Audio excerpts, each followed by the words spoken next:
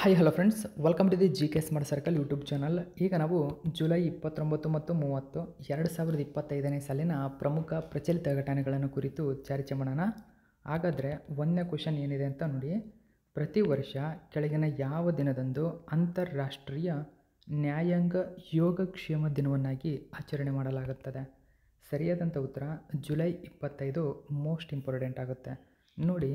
International judicial well being day. Okay, so ಇದಕ್ಕೆ ಸಂಬಂಧಪಟ್ಟಂತಹ ಒಂದು ವಿವರಣೆ ಇಲ್ಲಿದೆ. ಸೊ ವಿವರಣೆಯನ್ನು ನೀಟಾಗಿ ಓದ್ಕೊಂಡು ನೋಟ್ ಮಾಡ್ಕೊಳ್ಳಿ. ಸೊ ನೋಡಿ, ನೌರು ಘೋಷಣೆ ಯಾವುದಕ್ಕೆ ಸಂಬಂಧಪಟ್ಟಿದೆ? ನ್ಯಾಯಾಂಗ. ಇದು ನಿಮಗೆ ನೆನಪಿರಬೇಕು. ಆ ನ್ಯಾಯಾಂಗ ಯೋಗಕ್ಷೇಮದ ವಿವರಣೆಯನ್ನು ಕೊಡುತ್ತದೆ. ಓಕೆ, ಡೀಟೇಲ್ಸನ್ನು ಗಮನಿಸಿ ನೀಟಾಗಿ ನೋಟ್ ಮಾಡ್ಕೊಳ್ಳಿ. ಇನ್ನು ನಾವು ಎರಡನೇ ಕ್ವೆಶನ್ ನೋಡೋಣ. 2025ರಲ್ಲಿ ಗೀತಾಂಜಲಿ ಶ್ರೀ ಅವರು ಬರೆದಿರತಕ್ಕಂಥ ಒನ್ಸ್ ಎಲಿಫೆಂಟ್ಸ್ ಲೀವ್ ಇಯರ್ ಕೆಳಗಿನ ಯಾವ ಪ್ರಶಸ್ತಿಯನ್ನು ಗೆದ್ದಿದೆ? ಸೊ ನೋಡಿ, ಪೆನ್ ಟ್ರಾನ್ಸ್ಲೇಷನ್ ಪ್ರೈಸ್ ಅಂತ ಕರೀತಾರೆ, ಅಂದರೆ ಪೆನ್ ಅನುವಾದ ಪ್ರಶಸ್ತಿ ಕನ್ನಡದಲ್ಲಿ. ಸೊ ಹಾಗಾದರೆ ಡೈರೆಕ್ಟಾಗಿ ಕೇಳ್ಬೋದು, once elephants live here. So ಈ ಕೃತಿಯನ್ನು ಬರೆದಂಥವ್ರು ಯಾರು? ಸೊ ಗೀತಾಂಜಲಿ ಶ್ರೀ ಅವರು ಈ ಕೃತಿಯನ್ನು ಬರೆದಿದ್ದಾರೆ.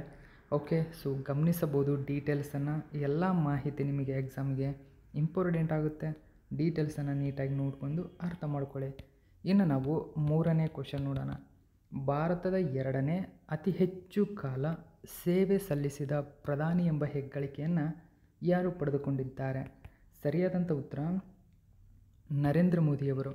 ನೋಡಿ, ಇದೀಗ ಇಂದಿರಾ ಗಾಂಧಿಯವರ ದಾಖಲೆಯನ್ನು ಸರಿಗಟ್ಟಿ ಭಾರತದ ಎರಡನೇ ಅತಿ ಹೆಚ್ಚು ಕಾಲ ಸೇವೆ ಸಲ್ಲಿಸಿದ ಪ್ರಧಾನಿ ಎಂಬ ಹೆಗ್ಗಳಿಕೆಗೆ ಗುರಿಯಾಗಿದ್ದಾರೆ. ಸೊ ಗಮನಿಸಬಹುದು, ಇವರು ಎರಡನೇ ಸತತ ಹೆಚ್ಚು ಕಾಲ ಸೇವೆ ಸಲ್ಲಿಸಿದ ಪ್ರಧಾನಿ. ಒಟ್ಟು 4078 ದಿನಗಳು. ಇಂದಿರಾ ಗಾಂಧಿ 4077 ದಿನಗಳು. ಸೊ ಈ ಮಾಹಿತಿ ನಿಮಗೆ ನೆನಪಿರಲಿ. ಇದಕ್ಕೆ ಸಂಬಂಧಪಟ್ಟಂತಹ ಹೆಚ್ಚಿನ ಮಾಹಿತಿ ಇಲ್ಲಿದೆ. ಸೊ ಇದನ್ನೆಲ್ಲ ನೀಟಾಗಿ ನೋಡಿಕೊಂಡು ನೀವು ಅರ್ಥ ಮಾಡ್ಕೋಬೇಕು ಸ್ನೇಹಿತರೆ. ಪ್ರಧಾನಿ ಮೋದಿಯವರ ವಿಶಿಷ್ಟ ದಾಖಲೆಗಳನ್ನು ಕುರಿತು ನೀವು ಗಮನಿಸಿ. ಓಕೆ, ಸೊ ಇವೆಲ್ಲ ಮಾಹಿತಿಯನ್ನು ನೀವು ಗಮನಿಸಬಹುದು. ಎಲ್ಲ ಮಾಹಿತಿ ಎಕ್ಸಾಮ್ಗೆ ತುಂಬಾ ಇಂಪಾರ್ಟೆಂಟ್ ಆಗುತ್ತೆ. ಇನ್ನು ನಾವು ನಾಲ್ಕನೇ ಕ್ವೆಶನ್ ಏನಿದೆ ಅಂತ ಗಮನಿಸಿ. ಭೂಮಿಯ ಕಾಂತೀಯ ಗುರಾಣಿ. ನೋಡಿ, ಭೂಮಿಯ ಕಾಂತೀಯ ಒಂದು ಕ್ಷೇತ್ರ ಅಥವಾ ಗುರಾಣಿಯನ್ನು ಅಧ್ಯಯನ ಮಾಡಲು ಟ್ರೇಸರ್ಸ್ ಎಂಬ ಅವಳಿ ಉಪಗ್ರಹ ಕಾರ್ಯಾಚರಣೆಯನ್ನು ಯಾವ ಬಾಹ್ಯಾಕಾಶ ಸಂಸ್ಥೆ ಉಡಾವಣೆ ಮಾಡಿದೆ? ಗಮನಿಸಬಹುದು, ಟ್ರೇಸರ್ಸ್ ಅಂತ ಕರೀತಾರೆ. ಇದು ಅರ್ತ್ಸ್ ಮ್ಯಾಗ್ನೆಟಿಕ್ ಶೀಲ್ಡನ್ನು ಅಧ್ಯಯನ ಮಾಡುತ್ತದೆ. Okay, earth magnetic shield. So ಶೀಲ್ಡನ್ನು ಅಧ್ಯಯನ ಮಾಡ್ತಕ್ಕಂಥದ್ದು ಈ ನಾಸಾ ಸರಿಯಾಗಿರ್ತಕ್ಕಂಥ ಉತ್ತರ. ಯಾಕೆ ಇದು ತುಂಬಾ ಇಂಪಾರ್ಟೆಂಟ್ ಆಗುತ್ತೆ ಅಂತ ಗಮನಿಸಿ. ಸೊ ಇಲ್ಲಿ ಹೆಚ್ಚಿನ ಡೀಟೇಲ್ಸನ್ನು ನಾನು ನ್ಯೂಸ್ ಪೇಪರ್ಗಿದ್ದಂಗೆ ಕೊಟ್ಟಿದ್ದೀನಿ. ಇದನ್ನೆಲ್ಲ ನೀಟಾಗಿ ಓದ್ಕೊಂಡು ನೀವು ನೋಟ್ ಮಾಡ್ಕೊಳ್ಳಿ. ಇನ್ನು ನಾವು ಐದನೇ ಕ್ವೆಶನ್ ನೋಡೋಣ. 2025ನೇ ಸಾಲಿನ GP ಬಿರ್ಲಾ ಸ್ಮಾರಕ ಪ್ರಶಸ್ತಿಯನ್ನು ಕೆಳಗಿನ ಯಾವ ವ್ಯಕ್ತಿಗೆ ನೀಡಿ ಗೌರವಿಸಲಾಗಿದೆ? ನೋಡಿ, GP ಬಿರ್ಲಾ ಮೆಮೋರಿಯಲ್ ಅವಾರ್ಡ್. ಸರಿಯಾದಂಥ ಉತ್ತರ V Narayanan. Okay, so option number 3 ಸರಿಯಾಗಿದೆ, ವಿ ನಾರಾಯಣನ್. ಓಕೆ, ಹೆಚ್ಚಿನ ಡೀಟೇಲ್ಸ್ ಇಲ್ಲಿದೆ. ಮಾಹಿತಿ ನೀವು ಓದ್ಬಿಟ್ಟು ನೀಟಾಗಿ ಅರ್ಥ ಮಾಡಿಕೊಂಡು ನೋಟ್ ಮಾಡಿಕೊಂಡು ಓದ್ಕೊಳ್ಳಿ. ನೆಕ್ಸ್ಟ್ ಆರನೇ ಕ್ವೆಶನ್ ನೋಡೋಣ. ಭಾರತದ ಮೊಟ್ಟ ಮೊದಲ ಹೈಡ್ರೋಜನ್ ಚಾಲಿತ ರೈಲು ಕೋಚ್ ಅನ್ನು ಕೆಳಗಿನ ಯಾವ ಸ್ಥಳದಲ್ಲಿ ಪರೀಕ್ಷಿಸಲಾಯಿತು? ಎಲ್ಲಿ ಪರೀಕ್ಷಿಸಲಾಯಿತು? ಚೆನ್ನೈನಲ್ಲಿ ಪರೀಕ್ಷಿಸಲಾಗಿದೆ. ಸೊ ಏನು ಭಾರತದ ಮೊಟ್ಟ ಮೊದಲ, ಗಮನಿಸಿ, India's first hydrogen powered train coach. Okay, ಈ ತರಹದ ಮಾಹಿತಿಗಳು ಎಕ್ಸಾಮ್ಗೆ ಇಂಪಾರ್ಟೆಂಟ್ ಆಗ್ತಾ ಹೋಗುತ್ತೆ. ಓಕೆ, ಸೊ ಗಮನಿಸಬೇಕು ನೀವು ಇದನ್ನ. ನೆಕ್ಸ್ಟ್ ನಾವು ಏಳನೇ ಕ್ವೆಶನ್ ನೋಡೋಣ. ಯುನೆಸ್ಕೋ ಅಧಿಕೃತವಾಗಿ ವಿಶ್ವ ಮ್ಯಾಂಗ್ರೋವ್ ದಿನವನ್ನು ಕೆಳಗಿನ ಯಾವ ವರ್ಷದಲ್ಲಿ ಘೋಷಣೆ ಮಾಡಿತು? ಮ್ಯಾಂಗ್ರೋವ್ ಡೇ 2015ರಲ್ಲಿ ಘೋಷಣೆ ಮಾಡಿದೆ. ಸೊ ಎಲ್ಲ ಮಾಹಿತಿ ನೀವು ಗಮನದಲ್ಲಿರಬೇಕು. 2015ರಲ್ಲಿ ಅಧಿಕೃತವಾಗಿ ಘೋಷಣೆ ಮಾಡಿರ್ತಕ್ಕಂಥದ್ದು. ಇದಕ್ಕೆ ಸಂಬಂಧಪಟ್ಟಂಥ ಫುಲ್ ಡೀಟೇಲ್ಸ್ ಕೊಟ್ಟಿದ್ದೀನಿ.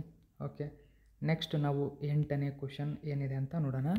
ನೋಡಿ, ಫಿಡೆ ಮಹಿಳಾ ಚೆಸ್ ವಿಶ್ವಕಪ್ ಪ್ರಶಸ್ತಿಯನ್ನು ಗೆದ್ದ ಮೊದಲ ಭಾರತೀಯ ಮಹಿಳಾ ಆಟಗಾರ್ತಿ ಯಾರು? ಸರಿಯಾದಂಥ ಉತ್ತರ ದಿವ್ಯಾ ದೇಶ್ಮುಖ್. ಓಕೆ, ದಿವ್ಯಾ ದೇಶ್ಮುಖ್ ಫಿಡೆ ಮಹಿಳಾ ಚೆಸ್ ವಿಶ್ವಕಪ್ ನೋಡಿ ಗಮನಿಸಬಹುದು, ತುಂಬಾ ಇಂಪಾರ್ಟೆಂಟ್ ಆಗುತ್ತೆ. ಫಿಡೆ ಮಹಿಳಾ ಚೆಸ್ ವಿಶ್ವಕಪ್ ಪ್ರಶಸ್ತಿಯನ್ನು ಗೆದ್ದಂತಹ ಮೊಟ್ಟ ಮೊದಲ ಭಾರತೀಯ ಮಹಿಳಾ ಆಟಗಾರ್ತಿ ಇವರು ದಿವ್ಯಾ ದೇಶ್ಮುಖ್. ಸೊ ನೆನಪಿರಬೇಕು ಈ ತರಹದ ಕ್ವಶನ್ಗಳು. ಸೊ ವಿವರಣೆಯಲ್ಲಿ ಸಂಪೂರ್ಣ ಡೀಟೇಲ್ಸನ್ನು ಕೊಟ್ಟಿದ್ದೇನೆ. ಓಕೆ, ಸೊ ಈ ಹಿಂದೆ ಯಾರಿದ್ದರು, ಏನೇನು ಸಾಧನೆ ಇದೆ ಅವ್ರದ್ದೆಲ್ಲ. ಓಕೆ, ಸೊ ಇವನ್ನೆಲ್ಲ ನೀವು ನೀಟಾಗಿ ನೋಟ್ ಮಾಡ್ಕೊಳ್ಳಿ. ಓಕೆ, ಸೊ ಜೊತೆಗೆ ಭಾರತದ 88ನೇ ಚೆಸ್ ಗ್ರ್ಯಾಂಡ್ ಮಾಸ್ಟರ್ ಮತ್ತು 4ನೇ ಮಹಿಳೆಯರು ಇವರು. ಓಕೆ, ಎಲ್ಲ ಮಾಹಿತಿ ನೆನಪಿರಬೇಕು ನಿಮಗೆ. ಪುರುಷರಲ್ಲಿ ಯಾರ್ಯಾರಿದ್ದಾರೆ, ಹಾಗಾದರೆ ಫಿಡೆ ಬಗ್ಗೆ ಮಾಹಿತಿ ನೆನಪಿರಬೇಕು. ಓಕೆ, ಫಿಡೆ ಬಗ್ಗೆ ಮಾಹಿತಿಯನ್ನು ತಿಳ್ಕೊಳ್ಳಿ. ಸೊ ಪ್ರಧಾನ ಕಚೇರಿ ಸದಸ್ಯರೆಷ್ಟರಿದ್ದಾರೆ, ಈ ಎಲ್ಲ ಡೀಟೇಲ್ಸ್. 9ನೇ ಕ್ವಶನ್ ನೋಡಿ. ಇತ್ತೀಚೆಗೆ ಅಂತಾರಾಷ್ಟ್ರೀಯ ಪಂದ್ಯಾವಳಿಯಲ್ಲಿ ಭಾರತಕ್ಕಾಗಿ ಪದಕ ಗೆದ್ದಂತಹ ತನ್ವಿ ಶರ್ಮಾ, ವೆನೆಲಾ ಕಲಗೋಟಿ ಕೆಳಗಿನ ಯಾವ ಕ್ರೀಡೆಗೆ ಸೇರಿದವರು? ಇವರು ಬ್ಯಾಡ್ಮಿಂಟನ್ ಆಟಗಾರ್ತಿಯರು, ಭಾರತದ ಮಹಿಳಾ ಬ್ಯಾಡ್ಮಿಂಟನ್ ಆಟಗಾರ್ತಿಯರು ಇವರು. ಸೊ ಯಾಕೆ ಸುದ್ದಿಯಲ್ಲಿದ್ದಾರೆ ನೋಡಿ, ಸುದ್ದಿಯಲ್ಲಿರಲು ಕಾರಣ ವೈಯಕ್ತಿಕ ವಿಭಾಗದಲ್ಲಿ ಅಂದರೆ ಬ್ಯಾಡ್ಮಿಂಟನ್ ಏಷ್ಯಾ ಜೂನಿಯರ್ ಚಾಂಪಿಯನ್ಶಿಪ್ ಇತ್ತೀಚೆಗೆ ಮುಕ್ತಾಯಗೊಳ್ತು. ಇದರಲ್ಲಿ ವೈಯಕ್ತಿಕ ಅಂದರೆ ಸಿಂಗಲ್ ಆಗಿ ಒಂದೇ ಆವೃತ್ತಿಯಲ್ಲೇ ಮೊಟ್ಟ ಮೊದಲ ಬಾರಿಗೆ ಇಬ್ಬರು ಭಾರತೀಯ ಮಹಿಳಾ ಸಿಂಗಲ್ಸ್ ಆಟಗಾರ್ತಿಯರು ಪದಕ ಗೆದ್ದಿದ್ದಾರೆ. ಸೊ ನೋಡಿ, ಮೊದಲ ಬಾರಿಗೆ ಈ ಸಾಧನೆಯಾಗಿದೆ. ಆ ಕಾರಣಕ್ಕಾಗಿ ಇಂಪಾರ್ಟೆಂಟ್ ಆಗುತ್ತೆ. ಸೊ ಇದನ್ನು ನೀಟಾಗಿ ನೋಟ್ ಮಾಡಿಕೊಂಡು ಓದ್ಕೋಬೇಕು ಸ್ನೇಹಿತರೆ ನೀವು ಇದನ್ನೆಲ್ಲ.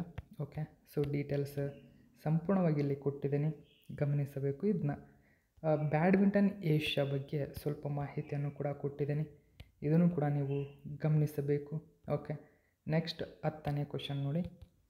ಭಾರತದ ಮೊಟ್ಟ ಮೊದಲ ಸ್ಥಳೀಯವಾಗಿ ಅಭಿವೃದ್ಧಿಪಡಿಸಿದ ಕ್ವಾಸಿ ಬ್ಯಾಲಿಸ್ಟಿಕ್ ಕ್ಷಿಪಣಿಯ ಹೆಸರೇನು? ಸರಿಯಾದಂಥ ಉತ್ತರ ಪ್ರಳಯ್. ಸೊ ಇದನ್ನ ಪ್ರಳಯ್ ಅಂತ ಕರೀತಾರೆ. ಸೊ ಓಕೆ, ಪ್ರಳಯ್ ಅಥವಾ ಪ್ರಳಯ್ ಅಷ್ಟೇ, ಪ್ರಳಯ ಅಲ್ಲ, ಪ್ರಳಯ್. ಕೆಲವೊಂದು ನ್ಯೂಸ್ ಪೇಪರಲ್ಲಿ ಪ್ರಳಯ್ ಅಂತ ಕೊಟ್ಟಿರ್ತಾರೆ. ಸೊ ಪ್ರಳಯ್ ಇದು ನೆನ್ಪಿಡಿ. ಇದು ಭಾರತದ ಮೊಟ್ಟ ಮೊದಲ ಸ್ಥಳೀಯವಾಗಿ ನೋಡಿ, ಇಂಡಿಜಿನಿಯಸ್ ಅಂತ ಕರೆದ ಸ್ಥಳೀಯವಾಗಿ ಅಭಿವೃದ್ಧಿಪಡಿಸಿದಂತಹ ಕ್ವಾಸಿ ಬ್ಯಾಲಿಸ್ಟಿಕ್ ಕ್ಷಿಪಣಿಯಾಗಿದೆ.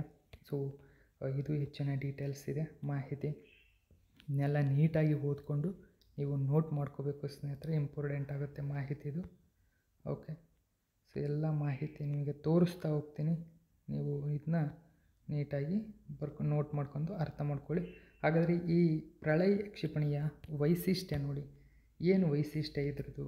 ಓಕೆ, ಈ ವೈಶಿಷ್ಟ್ಯ ತುಂಬಾ ಇಂಪಾರ್ಟೆಂಟ್ ಆಗುತ್ತೆ. ಜೊತೆಗೆ ಪ್ರಳಯ್ ಏನಿದೆ ಇದರ ನಿರ್ದಿಷ್ಟ ಒಂದು ವಿವರಣೆ, ಸೊ ಅದರ ವರ್ಗ, ಅದರ ವ್ಯಾಪ್ತಿ ಎಷ್ಟಿದೆ, ಎಷ್ಟು ಟನ್ ಇದೆ, ಅದರ ಉದ್ದ ಎಷ್ಟು, ವ್ಯಾಸ, ಎಲ್ಲ ಡೀಟೇಲ್ ಮತ್ತು ಪ್ರಪುಲಕ್ಷನ್ ಆಗಿರ್ಬೋದು, ಅದರ ಉಡಾವಣೆ ಆಗಿರ್ಬೋದು, ಸಿಡಿತಲೆ ಎಷ್ಟಿದೆ, ಗರಿಷ್ಠ ವೇಗ, ಈ ಎಲ್ಲ ಮಾಹಿತಿಯಲ್ಲಿ ಕೊಟ್ಟಿದ್ದೀನಿ.